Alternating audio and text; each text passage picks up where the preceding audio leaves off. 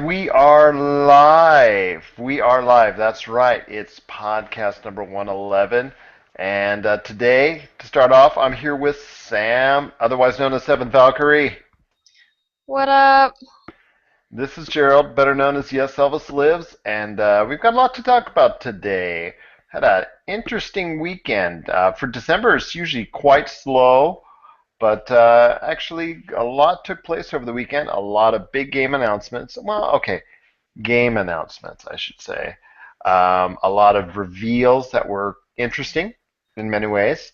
And also, I do want to start the podcast with as if anybody out there as a gamer can just pay some respects to the father of video games, Ralph Baer, who passed away this past weekend at the age of 92. The reason why he is considered by many, including myself, as the father of video games is because he is the principal designer and creator of the first actual video game system that was widely sold was the Magnavox Odyssey. And it is our uh, deepest sadness and want to pay our respects to his family and condolences. So just for a few seconds, we're just going to pay a moment of respect to Ralph Baer, who passed away this weekend at the age of 92.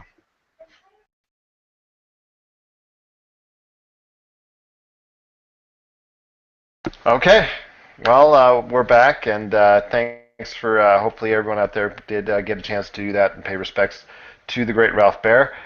Sam, it was a great weekend for gamers out there, whether you're a PlayStation fan, Nintendo fan, and even a little bit of an Xbox throw in, thanks to the Game Awards out there. So you said you caught some here and you caught some there.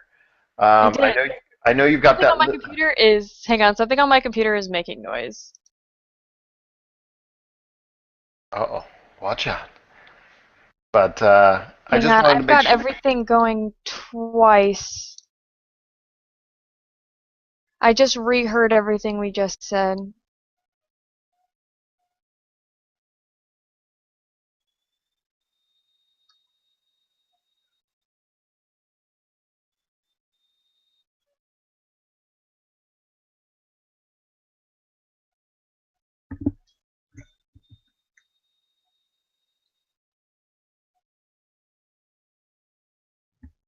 Sam, are you still there?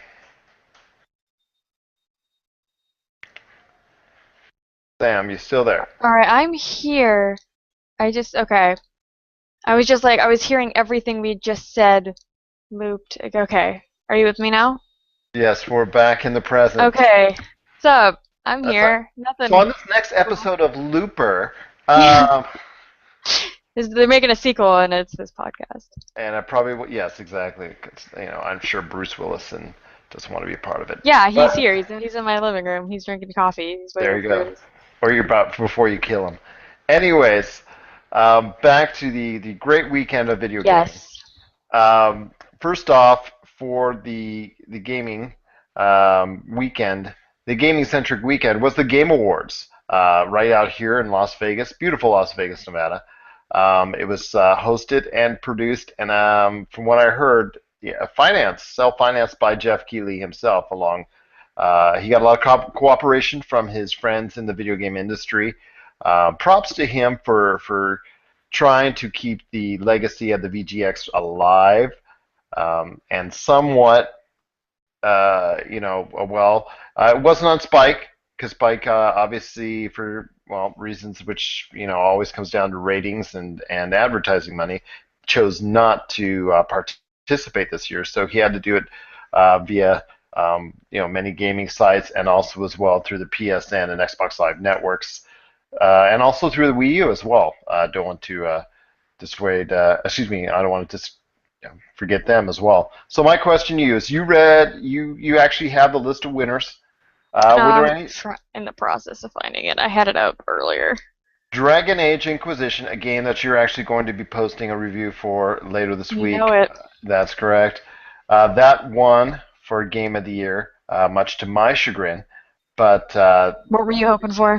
uh, my game of the year pick so far, Middle Earth: Shadow of Mordor. Unless I'm Okay. persuaded otherwise, Bayonetta 2, also as well Far Cry 4. I'm still have to go through things of that nature. A lot of good games still left to go. Still got the rest of the month before we decide on the game of the year. We are truly going to hammer down on some of these games and provide the reviews for you, so we can actually have an entire list, a good list of game of the year candidates for people to vote on out there. You to vote on out there and join us and be a part of that. So, All right. Well, I've got the list up in front of me, uh, and I'm refreshing. So yes, Dragon Age Inquisition Game of the Year. You will be going up shortly once I can find a way to put everything in that massive game onto a piece of paper, which is very difficult. Why do I keep lagging? I don't like that. well, Super Smash Brothers also was very highly Yep. considered, and some others. The best I'll fighting I will game, things of say that nature. so. One of the games that definitely surprised me with all its wins is Valiant Hearts: The Great War. I had not really heard a lot on that before. It's a pretty low. I mean, it was like after all of this, I immediately went on Xbox Live and bought it. It was like $15, and I always really like when it's more of an arcade title than this mainstream release, and just the fact that a smaller game like that could get win that many awards, I think is fantastic. Well, Ubisoft at the time they pushed it pretty well. Garnered good but not great reviews, which is for me as well quite a surprise that the game actually won as much as it did. Hmm. Tells a pretty good story, especially being in the World War One environment, which Hmm. was something that had not been done much before, because usually everybody goes World War Two with their games. Yeah. So I thought from that aspect, it definitely deserves some type of credit. But as far as getting awards, as far as it's concerned, I'm not sure the Metacritic, as far as from many gaming critics out there and pundits, did not particularly care for it as much Hmm. as obviously the Game Awards judges did. But I think the most interesting category for me was the best performance category. There was a lot of really big talent in that. Kevin Spacey did not win, which I love. I love my Kevin Spacey, I thought that but was a surprise. I understand Troy Baker won, but Trey Parker, Trey There's Trey Parker, Parker and Troy Baker, both Trey of Parker. which Yes, yes. were, yeah. Trey But Parker. yeah, He's so his I skilled. did catch his speech, which I thought was a very Trey Parker speech.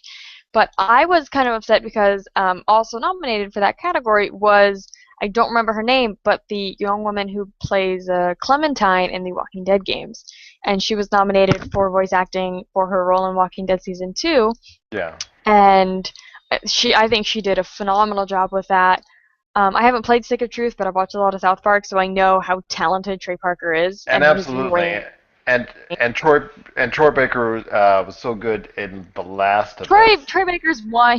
When you're in almost every game in existence, he's probably won enough awards for things. So Yeah, didn't he I win much agree. for Booker in last year for BioShock Infinite? Oh, and Bioshock Infinite. I think so. Although I probably would have I recommended know. Last of I'm Us pretty by a sure he long was shot. nominated for his role in BioShock Infinite and his role in Last of Us because he was in both of those games. Yes, So I'm yes. pretty sure he was in that category twice.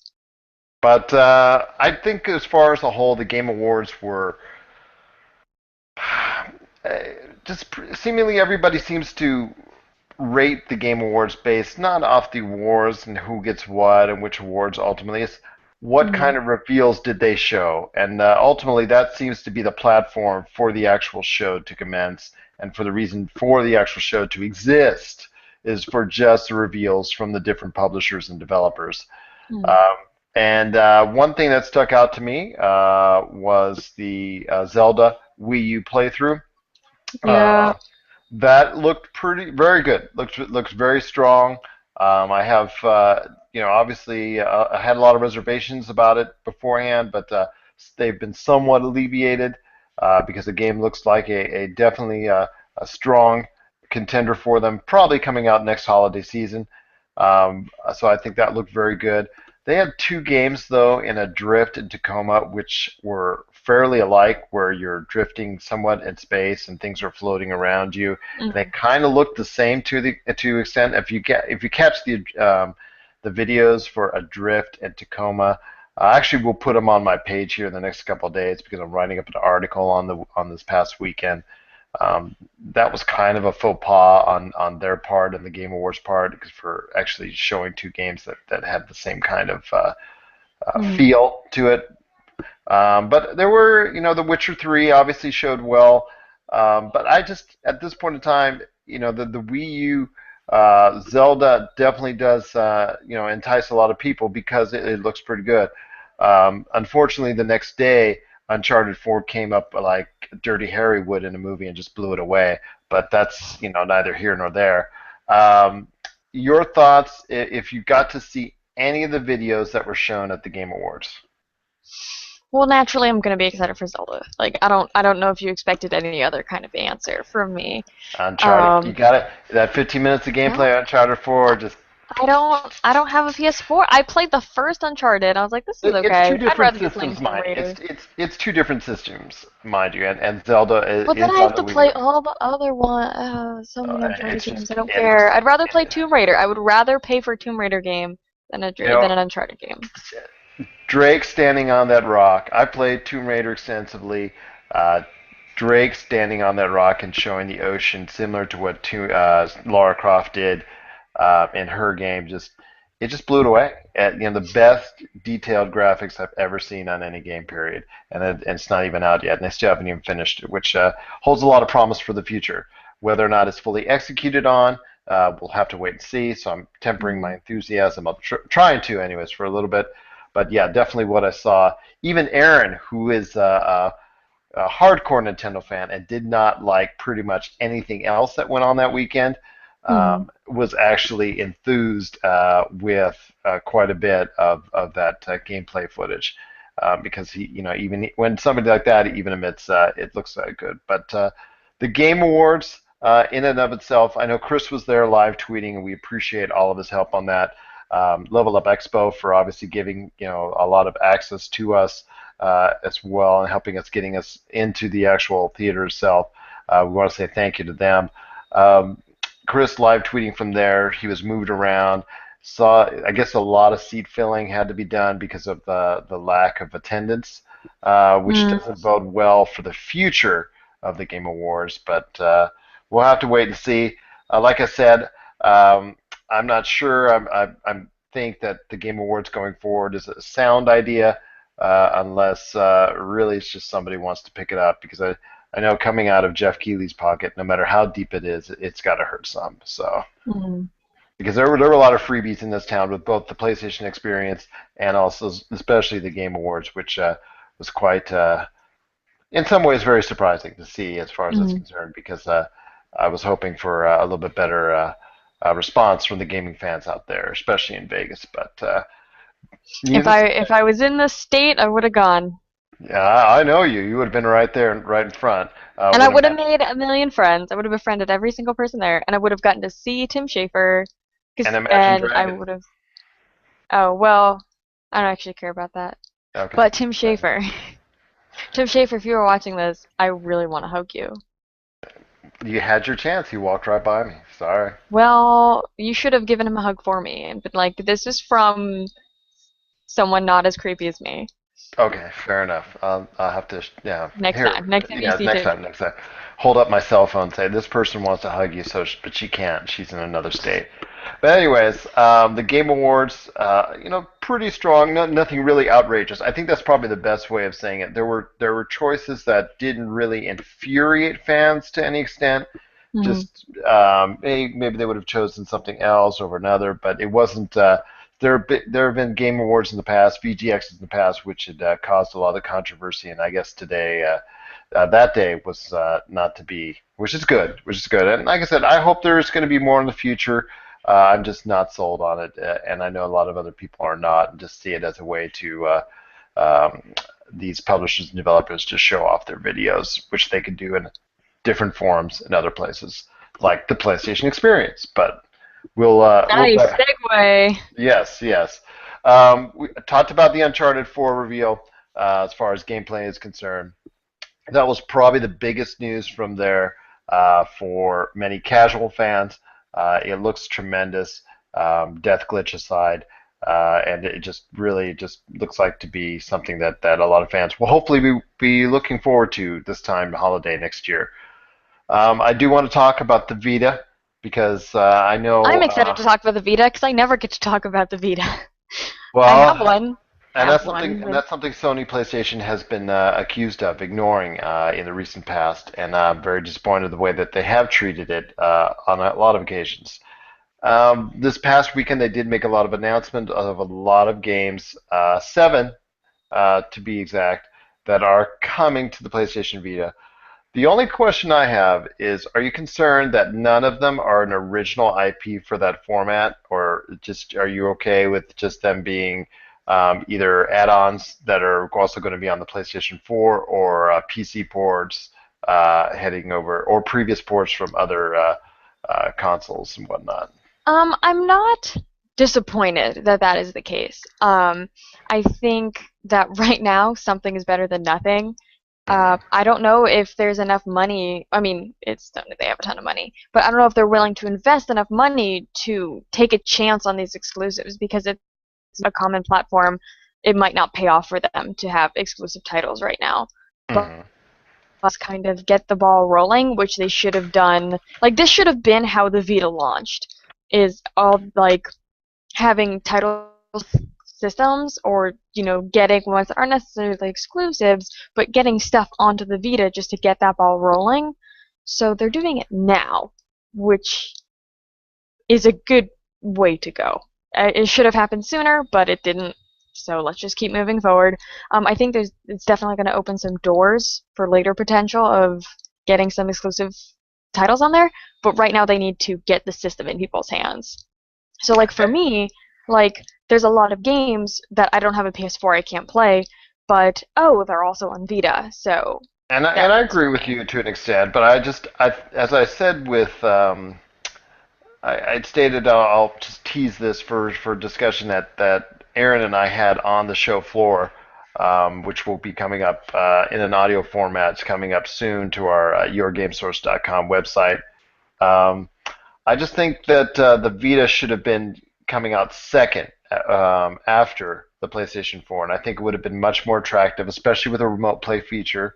And I Mm-hmm. really think that um, it would have been nice for them to just uh, focus on the PlayStation 4 first, and then come out with a strong handheld push with the Vita. Because I Mm-hmm. think the Vita, as far as a handheld itself, is it's very powerful, can do a lot of great things. But I'm just concerned that it just wasn't able to be as far as a nice package that it gets the general consumer to go Mm-hmm. and buy it, and that's the problem. So because the consumers aren't interested enough in it, it Yeah, rose a little bit, but not to the extent of 3DS or anything of that nature. So, but you have a Vita, I do so have Vita. I have a Vita, and like I said, but I've run out a lot of games that I'm interested in, Have you and I played Danganronpa that Josh and I talked about on our last show?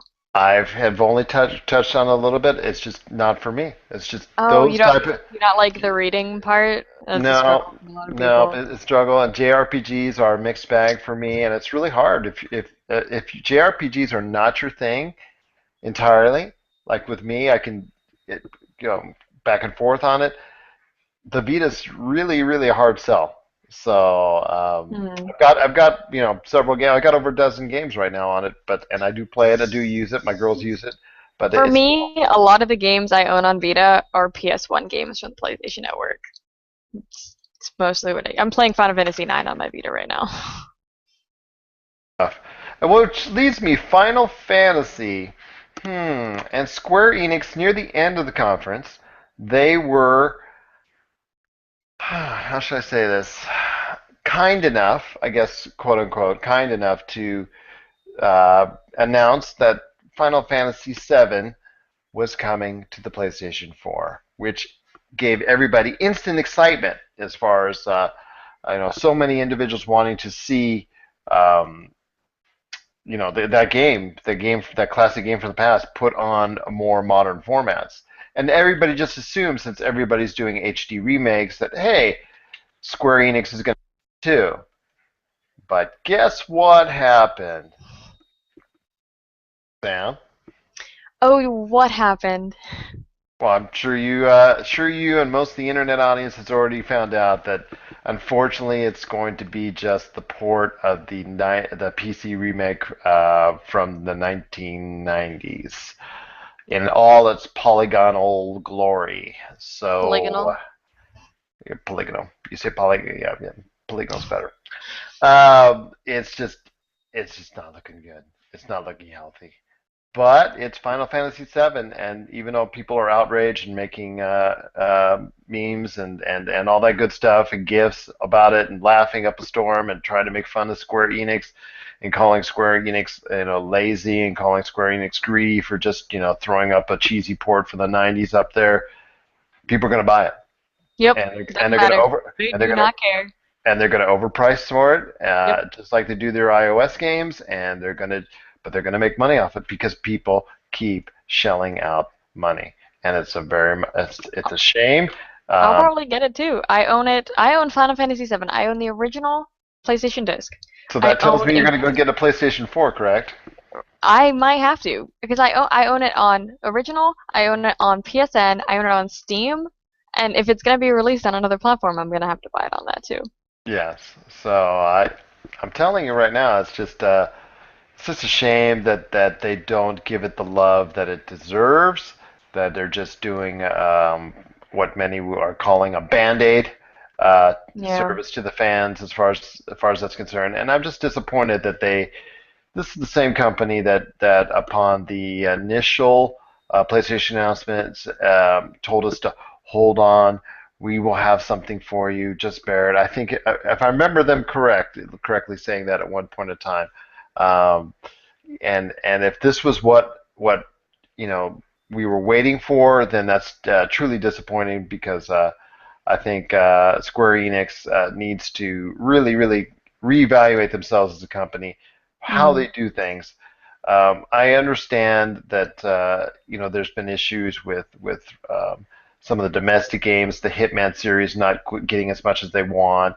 The Tomb Raider series finally making a profit just at the beginning of this year, even though 7 million in sales would constitute a good selling game for almost every other company, but simply not Square Enix.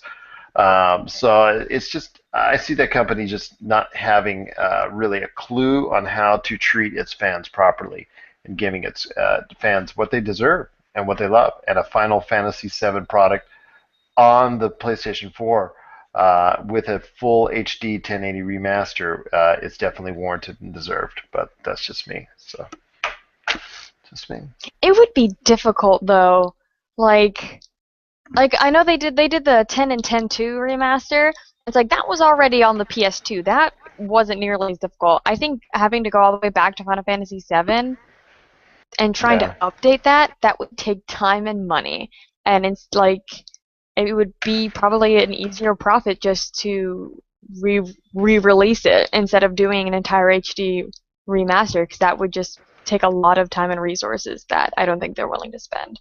So what else actually got your interest up as far as it's concerned? You know, the actual from the actual keynote address itself. Well, I don't remember if we talked about this prior to when we started recording, but the Double Fine section with Tim Schafer, Okay. uh, as mentioned, I'm kind Well, of obsessed with Broken Age this. Part Yeah, One will be released concurrently with Part Two, I believe, on both yeah. Xbox One and PlayStation 4 simultaneously.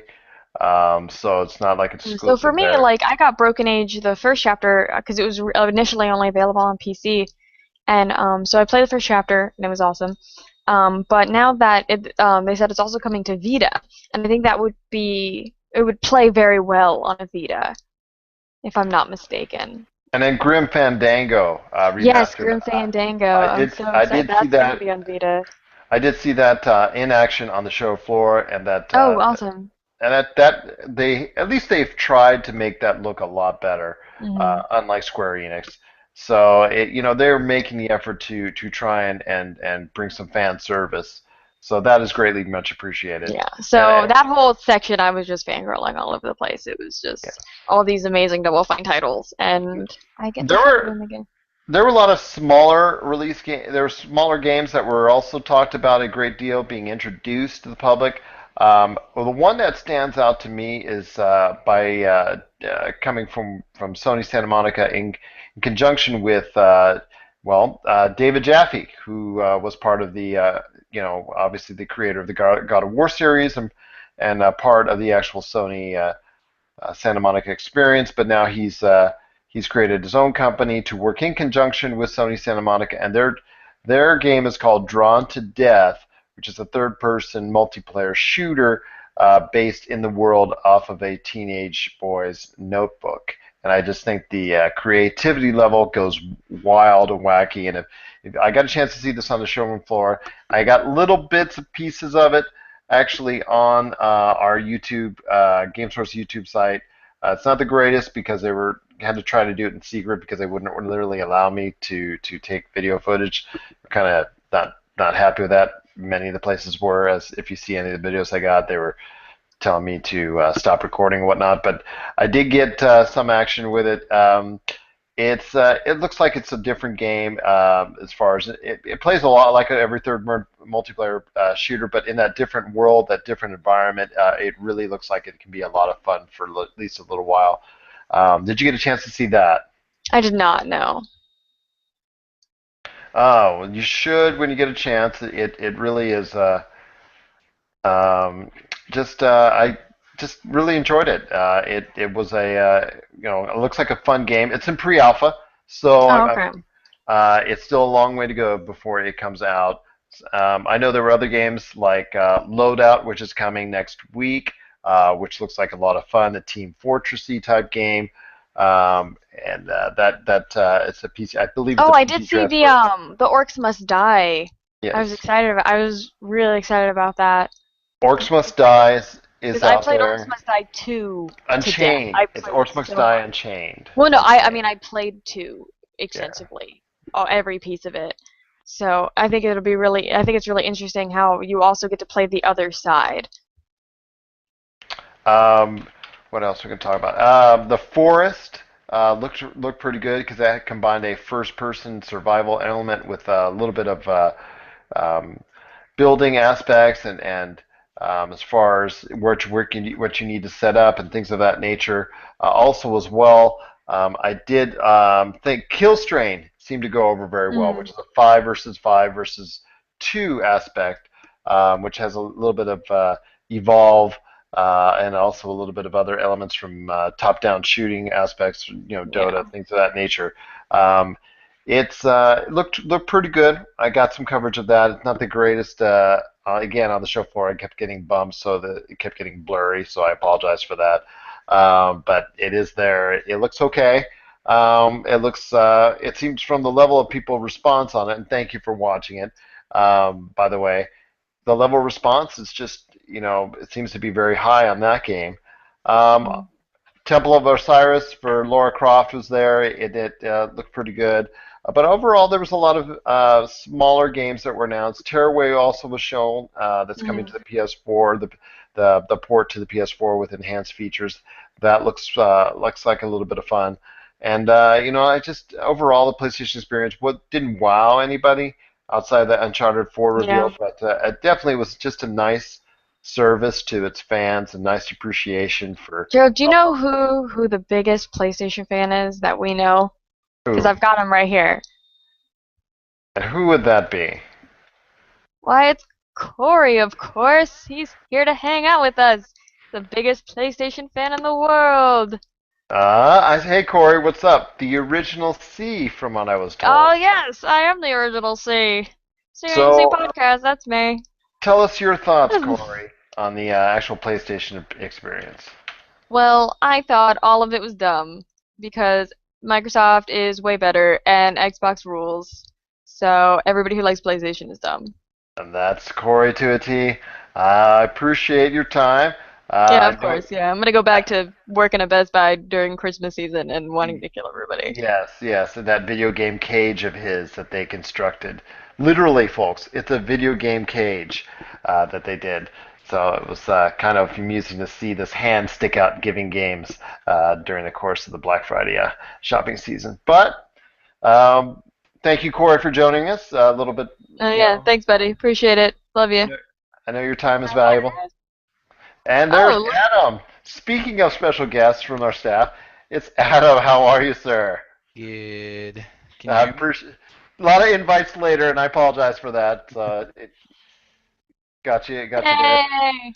So Hello. I know you wanted to talk about Nintendo, which is always a subject that seems to be near and dear to the hearts of GameSource staffers and fans alike. Because I noticed I after our last podcast, Sam, I got in a little bit of discussion. And by the way, those were great comments, and I appreciate them as far as it's concerned. That whether you like or dislike what I have to say or what Sam has to say or any of us has to say, we just appreciate hearing your thoughts on the video gaming world. And Nintendo, and the reason why I wanted to, I'm glad you joined in on this. Nintendo has been in the news um, for good and for bad because if you look at the different articles that are posted on our site, depending on who you talk to, they were really doing good this holiday season, or they're not doing so good.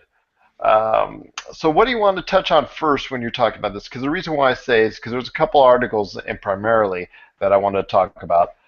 First off, is that recently during the Black Friday shopping season, actually Black Friday itself, a tracking company tracked the number of consoles that people were buying, and they guesstimated.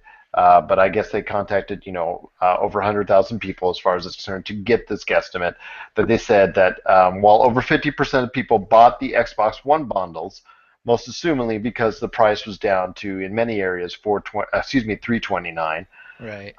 and their PlayStation 4 was still tremendously hot, so it did strong. It was in the 30 percentile range, 30 to 35 percentile range, and then you got through Xbox 360, and then PlayStation 3 was a little bit in there. But the most surprising one for me was even with Super Smash Brothers and Bayonetta 2, which I at this point I hope you play it, Sam, because it may be the Psychonauts of this generation. I have it. It's on my game. I signed up for GameFly. I only use GameFly during the month of December around Game of the Year time, and it is on my queue, waiting to be sent to me.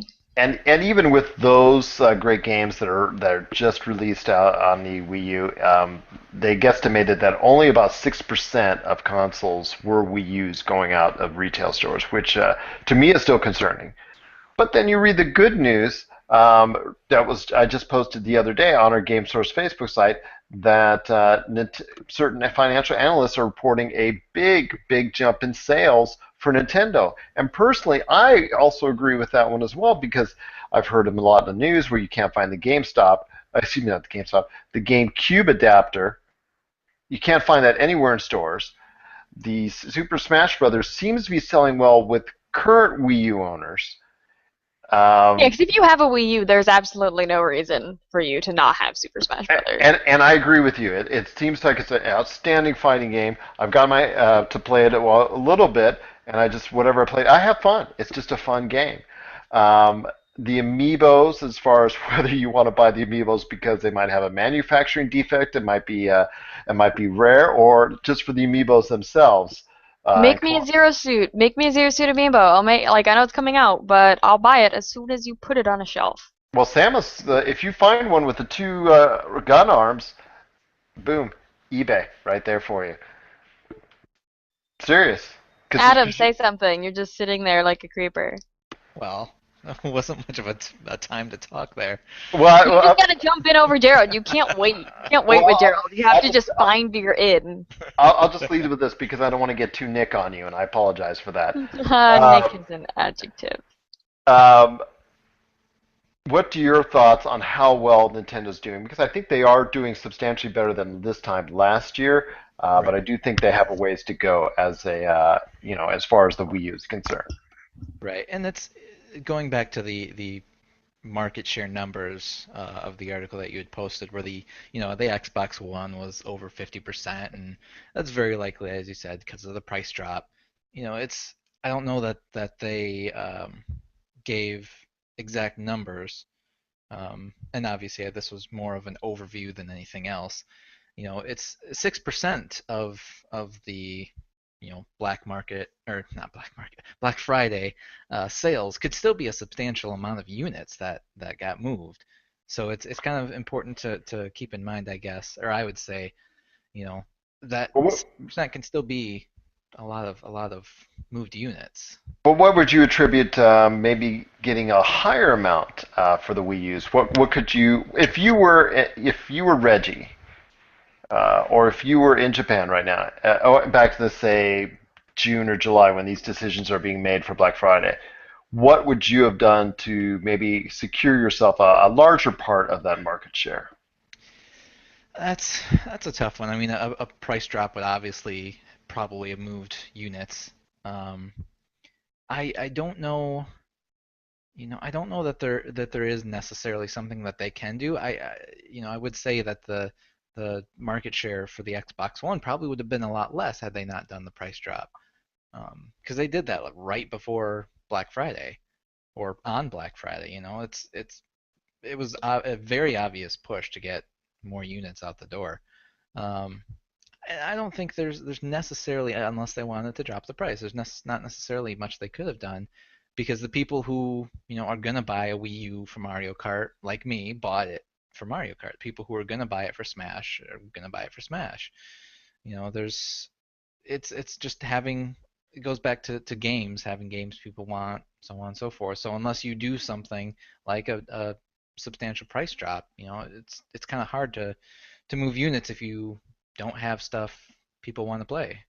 Well, Sam had mentioned something I've been saying for a long time, since actually last year, and I had been, not well thought of by certain members of our staff because of it. I think that a formal um, package deal with the Wii U and Super Smash, all in one deal, would that have enticed many more people into it, or is Super Smash still not an entirely over product with the general consumer? Everybody that I know that's bought it has praised Smash, and there's plenty of great reviews and stuff out there. And as you mentioned, it's nearly impossible to find the GameCube adapter, and the amiibos are seemingly selling pretty decently. Um, it's just, yeah, it's just hard to hard to say exactly. Um, I just kind of lost my train of thought. I'm sorry. Oh, no worries, no worries. You're Sam, doing great. well, Sam, you reviewed Super Smash for I us, did. and you gave it an outstanding score, a 10, even though you didn't like one aspect of the. That was Correct. the only thing. Is it's And still a 10. I stand by that because sometimes in a game there's a new feature that's introduced and it makes you do, and I think like at that point it's like I don't like this and it is impairing my ability to play. But like for example in Dragon Age, like it opens up a lot of really like kind of open world elements to it, and I'm not a particular fan of that. I'm way too OCD for open world games because I have to get every single thing. So for me, it kind of had a negative impact on how I played the game. But with Super Smash, the board game thing, Smash Tour, Dang. I have since the first time I played it been made to play it again, but it's just not fun for me. I think it's dumb. But if I don't like it, I don't have to like. And And from what I've the heard and only thing read, is I many have agree with you. like the game doesn't make you play it. And like if you don't like the challenge maps, nobody's making you do them. Like there's something in Smash for everyone, and even if there are parts you don't like, you can just pretend those parts aren't there. And I don't think it's fair to lower a game's score just because like there's a part that you don't like, but like you could understand maybe why other people would like it. But if it's not impairing your ability to play, then I don't think it's fair to do that. Now, their outlook for look going forward, Zelda Wii U was shown at the Game Awards, and it looked very strong. Looked very impressive. And they mentioned that it's Star Fox will be actually coming out before the actual Zelda Wii U comes out. I'm saying Zelda Wii U will probably be the holiday title for this time next Mhm. year. Star Fox will probably what you probably coming out late spring, middle. Yeah, What? mid-year. Yes, and there's Splatoon, and there's some others. Do you think that's enough to really kick the Wii U in high gear? Because I know one of the comments that was made after our show is that they're not really competing with Xbox One and PlayStation 4. I respectfully disagree on that fact. Is Sam or Adam or myself when or parents, the general consumer, when they go to a store or shop for Christmas, they don't have what is it, 300, 400, over $1,000 to buy three different systems. They only can make one choice. So in essence, it is a competition, just like Nintendo 3DS is in competition with mobile markets, or with an iPad, or with an Android tablet, or even with the Vita to some extent. Sorry, Vita. But as Adam, as a consumer, what do you see as far as the outlook for Nintendo going forward next year? Because their sales, according to many analysts, has been very strong, and that to me is great news. It seems it's been mostly a slow burn, if anything. They started out with very few, landmark titles when the Wii U came out, and it's been a while until Mario Kart came out, and it's been a while since, Smash eventually came out. So I don't think going into 2015 we're gonna necessarily see anything. Maybe Zelda, but I don't think we're gonna see anything else that's gonna really push sales by a substantial landmark amount. And I don't know that that's a bad thing either. Just so long as they can keep the sales going and keep obviously making money, it's not necessarily a bad thing to have. Um, just like a steady growth. Now, Sam, Nintendo has been accused in the past of not catering to third parties. Um, the Bayonetta 2 was an awesome. Looks like it's an awesome game. I can't wait for you to review it because, by all accounts, it seems like it could be a high contender for Game of the Year on several publications, including ours. What must Nintendo do to be more receptive to third parties or even independents? Because one of the things I want to talk about with the PlayStation experience, which both Aaron and myself have gone into, is that even for the PlayStation experience, they courted so many of these indie developers. They said, "Hey, through interviews that Aaron had, a lot of these independent developers got to stay free. They got their space free. They even got their TV to show their wares free. If they wanted additional rooms and TVs, they had to pay for that. But at least you know them offering them the free chance to come down here and interact with consumers was just one of the many ways that Sony seems to be embracing the indie games, at least in this generation, which they haven't done much so in the past. What does Nintendo do to cater more to third parties and independent developers to make it more attractive and fill out the roster more to make it more attractive for a customer to buy a Wii U? I could definitely see why like an indie developer would be reluctant to go to Nintendo because Nintendo, okay, like Microsoft and Sony, they do a lot of things other than just games. Like they have whole big companies that do a million other things. But the Nintendo really caters just exclusively to their kind of gaming universe. And I could see that being very intimidating. Um, trying to approach I mean I would be under the impression more first party titles than really any than Microsoft or Sony do, just characters that are Nintendo characters and it's just very iconic in that way. So I could see why it would be very intimidating to try to join this family so solidified and so intense as it is. Um, like I want to it's fun. This is one of those times where I have words but I don't have and something on my computer keeps it's not working and I'm afraid my camera's gonna cut out. So if Um, that's the case, Adam, while she's dealing with that, yeah, while I figure out my yes. Um, question I have for you on Nintendo before we go on, and one last bit before we go. Um, Nintendo, the 3DS, the new 3DS coming on the way next year. Is that still something that you, as someone who is interested in Nintendo products, desire to have, or are you kind of upset that the 3DS is being replaced so quickly? Well, I had the current gen 3DS, and I had Animal Crossing and Pokemon X. It got to the point where I wanted more games that were more cooperative, so such as Smash and Mario Kart.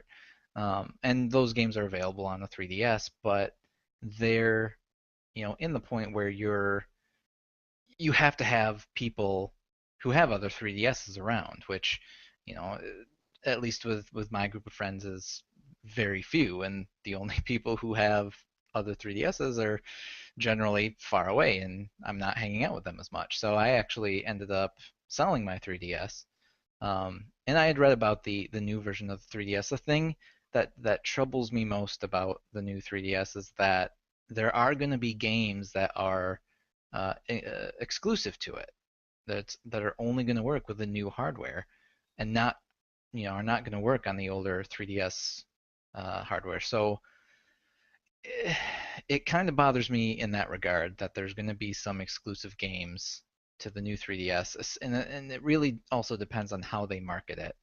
Because if they market it, as like solely on like 3DS, you're gonna confuse people. There's Hmm. gonna be two different 3DS versions. Oh, I'm gonna buy this one, but then this Like at game least isn't if it gonna was work with it. like Super 3DS, like Right. it's a lot more of a clear distinction. But like the new 3DS, that doesn't tell me anything. Right, and that's like what it was in Japan. It was like the new 3DS or like 3DS LL or some small little distinction. Because you already have the 3DS XL, and then if you have the Mhm. 3DS And LL, then it's that would what? almost be like when the DS and the DSi came out. Right. Like that letter was a distinction, but the games you could play were the same.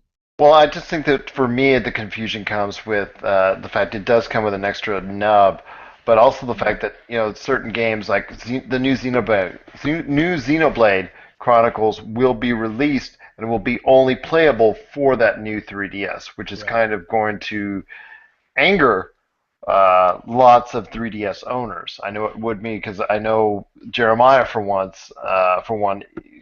thought of the system as extremely, the game is extremely good. He gave it a 10 out of 10 on the previous iteration, and I know he'd like to get his hands on the next one. I'm most assuredly on that one. Yeah, it really just depends on how they're going to market it, um, which will, in essence, kind of make a decision for me on how I feel about it. Uh, if they market it and there's not a big enough distinction, I'm not going to be a favorable view because it's just going to confuse people. You have, It's like or like the Wii and the Wii U. Like people didn't really understand how that was different. yeah, it's a little, that was hopefully more of a distinction because they pictured Mhm. all the extra stuff, the gamepad and stuff. But yeah, there were still people confused and angry about that.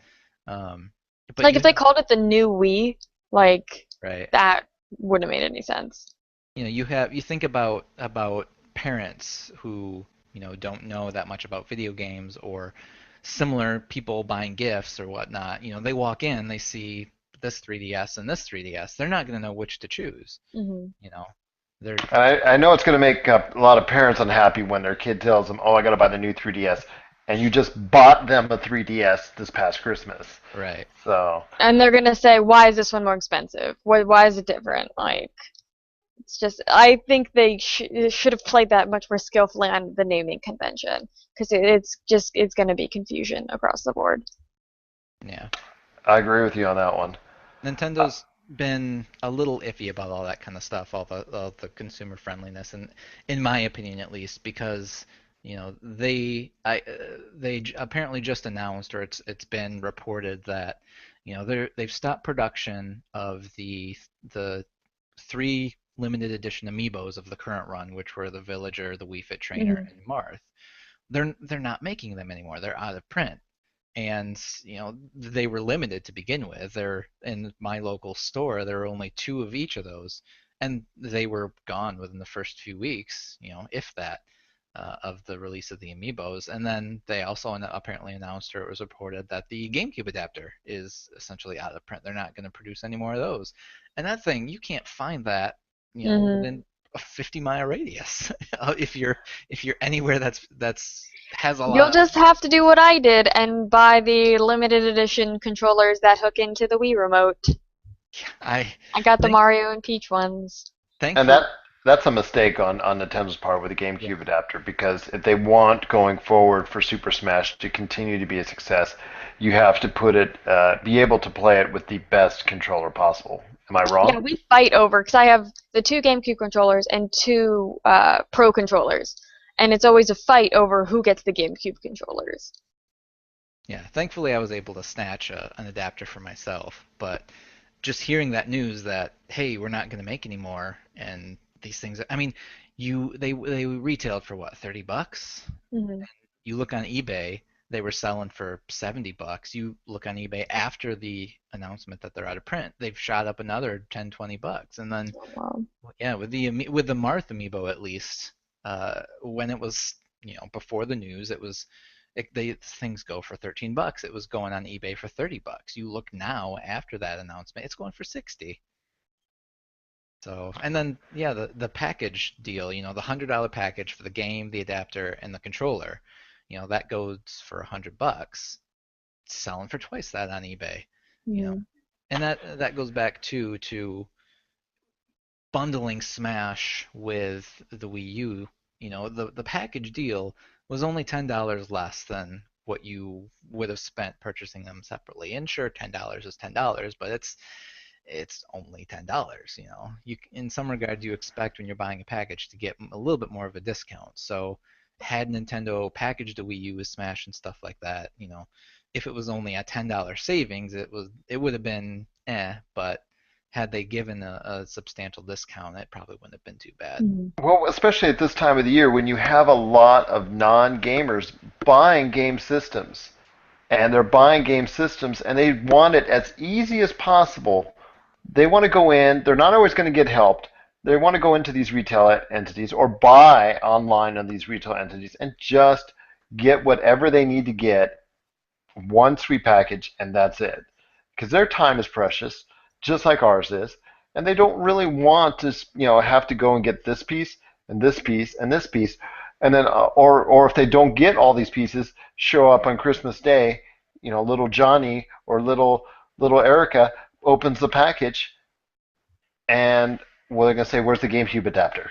Right. Where the GameCube controllers, and that's the problem I have with what Nintendo is trying to say is that they think that they can just go ahead and have what's there and that's it, and it doesn't work like that. Microsoft to move the needle in their favor had to right a lot of wrongs, change a lot of things that they wanted to do for the Xbox One, and ultimately make a lot of drastic changes, which included ditching the Connect on the basic unit and dropping the price to even, like I said, $329. $349 is right now. It's still a great deal, but they even dropped it even more for a lot of retailers, and that they made the steps necessary to make it easy for the consumer to just buy it and plug it in and go. And it came with games that actually still people want and still people see as a value, whether it was Halo the Master Chief Broken Collection, sorry, I had to get that in there, or the Assassin's Creed games, or even Sunset Overdrive with the white Xbox one. That was a great package as well because that's a really solid game. Just buy it there, easy, go. With Nintendo, they just weren't sending a message that they really wanted to cater to the general consumer this holiday season, to a larger extent, by having something really easy for the consumer to buy. I think if they get that next year in a Zelda Wii U package, that would really make it sweet for the consumer, really make it more enticing. Maybe a Zelda Wii Yeah. U, at four hundred That's dollars. why I got the. Well, there's already a Zelda Wii U. for the Wind Waker one. I don't know if they would do that again. No, no, I mean for the new Zelda Wii U. Package that with the Wii U. Oh, Possibly okay. do a Super Smash or Mario Kart 8 with it. That would be a tremendous, tremendous I deal. think at that point, after a whole another year, I think having the bundle that should have happened this year would be really, really beneficial. Like I think a Zelda one would be fantastic. Like the only reason I would think they would not do a Zelda one is because like they already have the limited edition console. Like it's only the gamepad that's different. It's Well, still not I different, understand what but they want to do when they mm, when they don't put them in a bundle, that they think the game will stand out on its own. And yes, it will stand on its own with the people who already own a Wii U. mhm, But, there's not a lot of games that actually push consoles. It's actually the consoles, for lack of a better term, that push the consoles. mhm, Um, the games themselves, Super Smash, obviously from what we're seeing, didn't move the needle enough as far as the console selling, but as a retention rate for the game itself, it sold very, very strongly, very well for people who already own a Wii U. So my mhm. question to you, Sam, is going forward with Nintendo, and for you, Adam, as well. Do you think that bundles should be made easier for the consumer? Anything At that's made easier for the consumer is good. I mean, if Nintendo's doing all right, they And they are. I don't want to dissuade that. No. but they could be doing so much better had they, been more consumer friendly with Smash stuff, producing more GameCube adapters, making sure the supply is or the demand is met. So, if they can do that, if they can be more consumer friendly, that's never going to be a bad thing. And then, if they can, yeah, be more friendlier to indies, that's not going to be a bad thing either. You get some more indies in the shop. They do their own, they Nintendo does some marketing, the indies do some marketing. Nintendo obviously takes a share off of what, however many sales. It's a win-win situation for everyone. So why not do it? You know, Sam, any last thoughts?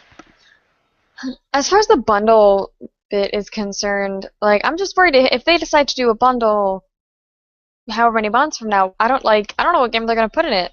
Like, can they wait a year and well, presumably a year until the next Zelda comes out? Like that seems like a really long time to wait, but I can't think of anything that is really gonna come out in the next 6 months that's gonna push units the way a Zelda game would. Even if Star Fox come out, that like I said, Star Fox will be popular within its own environment of people already having the Wii I U. think Star Fox would actually work because since Super Smash came out, like there hasn't really been a Star Fox game that's had a lot of hype since Star Fox 64. So I think with the reintroduction of those characters in Super Smash Brothers, people are like, "Oh yeah, Star Fox is a thing." And now would be a good like if it had come out before Super Smash, I don't think it would have gotten the hype that it should have gotten. But now that people are kind of reminded of these characters, like, "Oh, Fox and Falco," like, "Oh, I totally remember Star Fox," and I think that would give it a little bit of a boost. Fair enough. Well, I want to end tonight's podcast with you guys on a like I said, it's what we started the podcast with, and that's a tribute to Ralph Baer, the father of video games, creator and designer of the Magic Fox Odyssey. And the reason why I want to close with it is just I want to hear your thoughts, and if you have a message to say to him up in the netherworld, digital world, what have you, that he's now gone to. Um, Please share with us what you'd like to say, because without him, none of this might be possible as far as from Game Source and pretty much gaming as a whole. So I'll start off with you, Adam. I just want to say thanks. I mean, without him, all of this, either wouldn't be possible or would look probably very different. Unfortunately, I got into gaming before, or sorry, after, a lot of the consoles. I think my first actual console was a GameCube, so I got into the game pretty late. But, I have some friends who grew up on a lot of the older systems, when console gaming was just essentially taking hold, and I'm sure their lives would be very different if that hadn't happened. So made a big impact on a lot of people. Sam. I would also very much like to say thank you because for me personally, video games are my entire life. Like I was raised on them since I could hold a controller. It actually is in a weird way something that brought me and my older brother together. We never really had anything in common, but we would like play video games together sometimes. And like one of the gateways to like this relationship we have now is like we recommend games to each other, and that's a lot of our communication. Have you played this? Oh, I just played that. Um, I just a lot of the friends that I have, the depth of our bond is solidified through gaming. And I play anybody I play video games with is just such a better friend to me because I just understand them on a different level.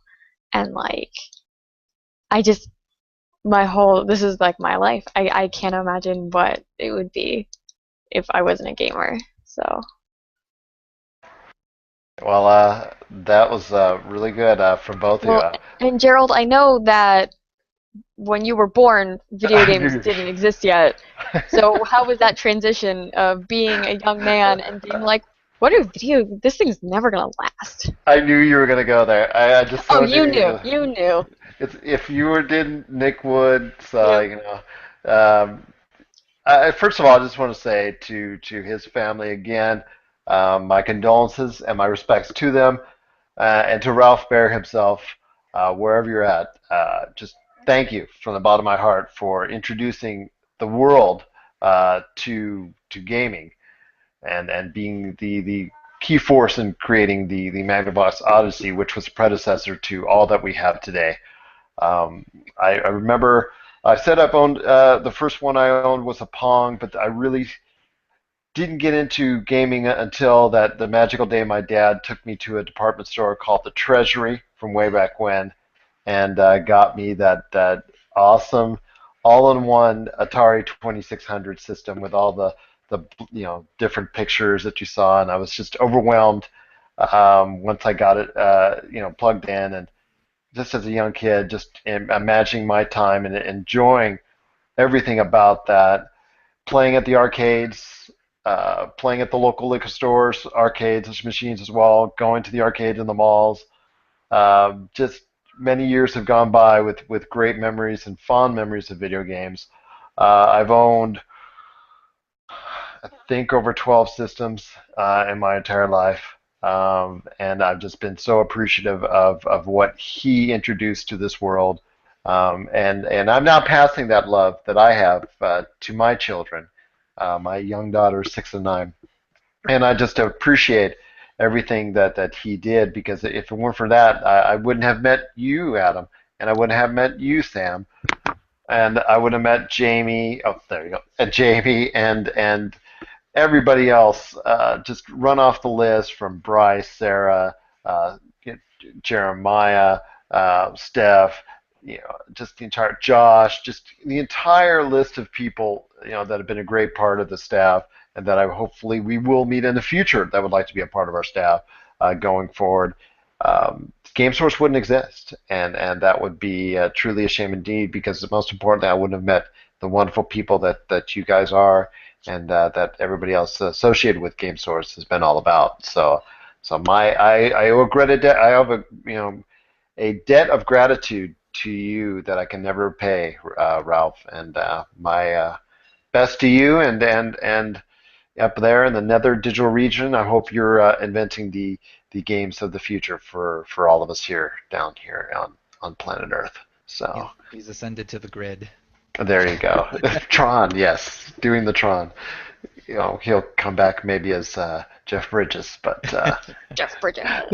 there you go. So, on that note, I just want to thank everyone for joining us, whether you were watching this live, you were watching this actually on a videotape on YouTube. On YouTube, I said videotape. That You shows. tape. Yes, U-tape. Or listening to this on our website, www.yourgamesource.com. We're going to have lots more for you coming over the course of this month. Sam's got Dragon Age Inquisition coming to her 7th Valkyrie page. Aaron, OSU Water Polo, has his thoughts on the PlayStation experience from a Nintendo fanboy's perspective on his page at OSU Water Polo. Myself at the Yes Elvis Lives page, the blog of infamy, I've got my weekend thoughts coming up, probably up tomorrow, with a whole lot of thoughts on what went on over the entire weekend. Plus, we've got stuff coming up, hopefully on Far Cry 4, GTA 5, and so much more. Plus, our Game of the Year thoughts that you can be a part of, and you can help us vote, and you can help us decide who will be, yes, you, uh, for that. Yes, yes, that's right, Adam, for the Game of the Year for the 2014 from Game Source, because we like everybody to be a part of it, and it's just so much better when you get a lot of fan interaction that they can help decide. So, be that as it may, once again, I would like to say thanks for listening, thanks for watching. This is Gerald, better known as Yes Elvis Lives, and This is Sam, the seventh Valkyrie. And this is me, Adam. this is me, Gerald. Thanks everyone for joining us. I hope you keep listening, keep watching, and thanks again so much for being a part of this podcast. Number 111. See you soon. Bye.